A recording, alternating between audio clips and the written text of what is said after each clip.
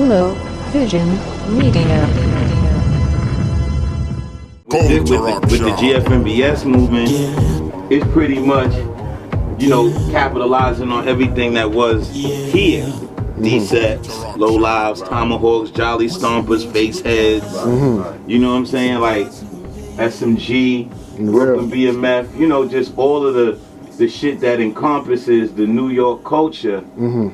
And not downgrading what the South does at all. We got a Southern artist in our team from North Carolina. We actually got two Southern artists in that roll with us. One from Virginia named Mr. Green, one from North Carolina. So, and then our family's from the South. So it ain't even so much about that, but it is about capitalizing on the culture that we have established here first. And there's a lot of artists that are out. They're capitalizing on someone else's culture. And, as it stands, there's over 2 million people in Brooklyn alone.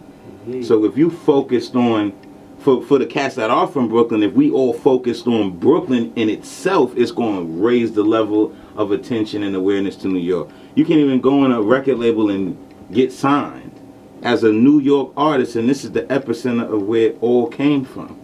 But it's because New York artists aren't creating value, where they're not creating records. Like the record y'all heard was a song. Like you don't hear on average most artists from New York, and I say most, I don't want niggas getting sensitive, but most artists don't create songs. They don't put songs, there's no structure. When you hear the Southern artist records, you hear structure. You hear melody is going from a lot of people's music. And right now with New York, I just feel that we just need some new representation. 50 situation is where it's at. Jay-Z up in the clouds. Everybody's kind of like where they at, and they good where they are. With flip-flops, wherever the fuck they at, they good where they are.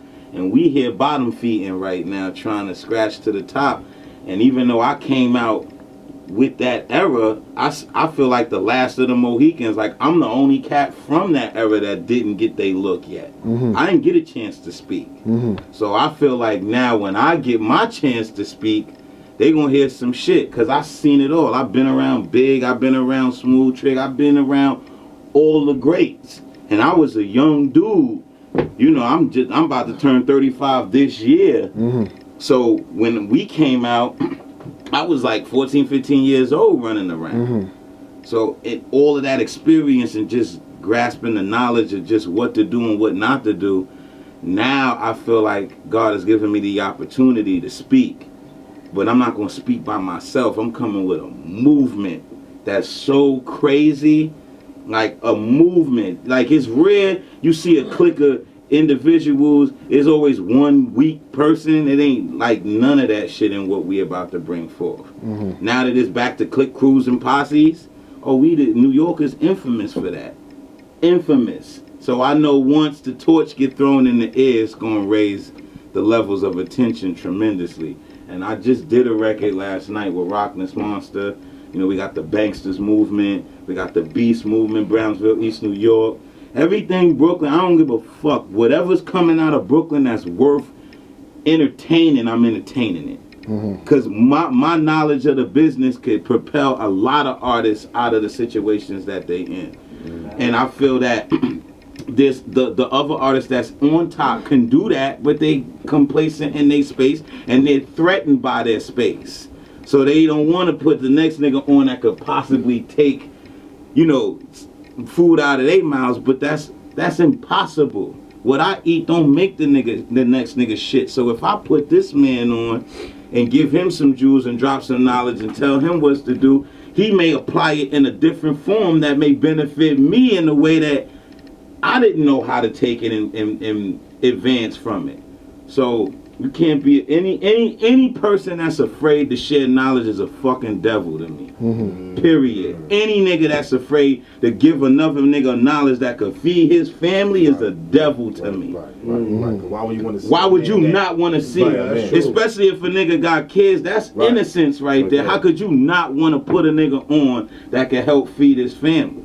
It's time for real. That's why every time I speak, I say facts. Because niggas don't speak facts. Everybody talking what everybody else talking about. because they think shit is cute. New York, we gotta stand up and stop being fucking followers and move like we supposed to move.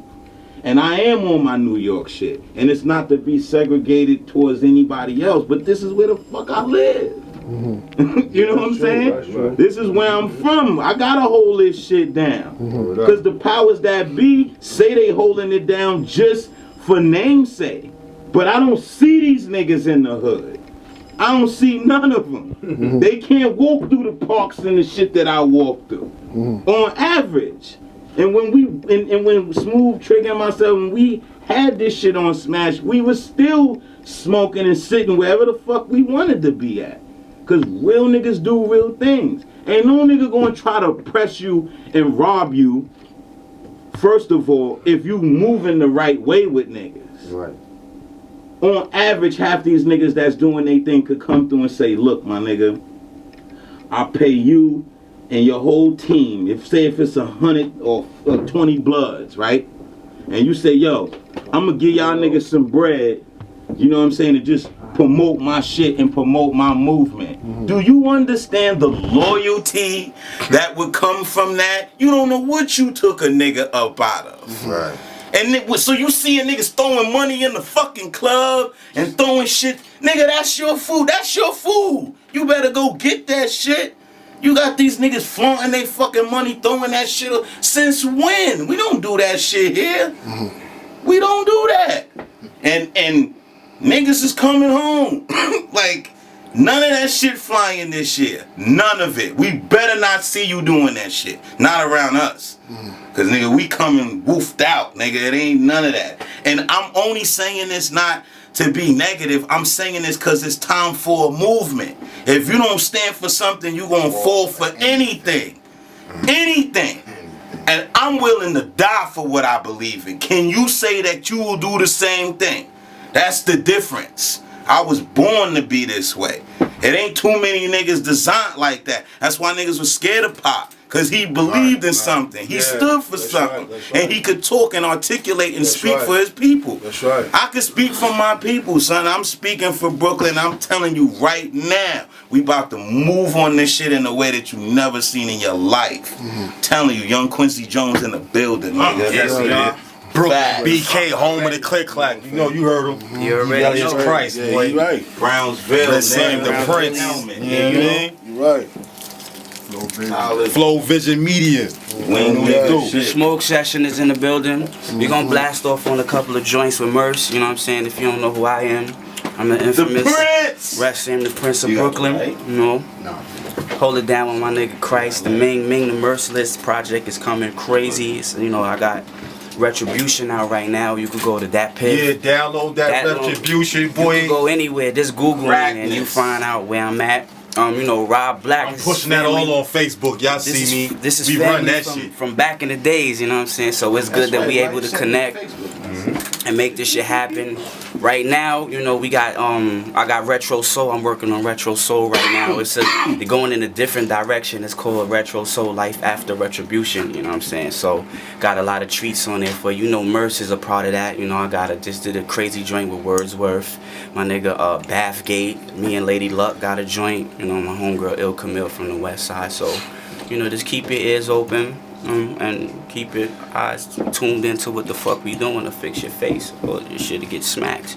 Yeah. Brooklyn, that's what we do. Brooklyn, smoke session. BK, smoke session. I don't smoke, but you know, I'm Rah Black presents. I'm perpetrating the fraud, but you know, representing so all my niggas from BK, my nigga, don't let these niggas hoodwink you, man. We here, you know, I'm the ambassador. I'm co-signing anything that come out of Brooklyn that's real and authentic. So this is my nigga Rah right here. When you see that, put your hands up for that. Yeah, alright?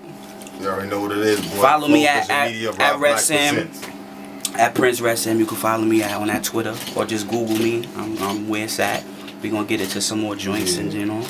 Thank y'all for coming out. It's BK. Yeah. And you can follow me at General DV. And then you gotta tune it back one more time. If y'all niggas wanna get out of line, I'ma show you the fucking linebacker.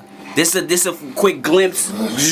That's it. That's all you need to see. So y'all niggas get out of pocket, your heads is coming off. That This nigga ain't forearm is the size of a turkey leg. Thor. We call him Thor, cause after he smack you, your body gotta thaw out. And I own a football team too, so everything assassins, baby. We're very quiet. You know how assassins are, right? They quiet. Alright. When here's coming. So yeah, we gonna get into this.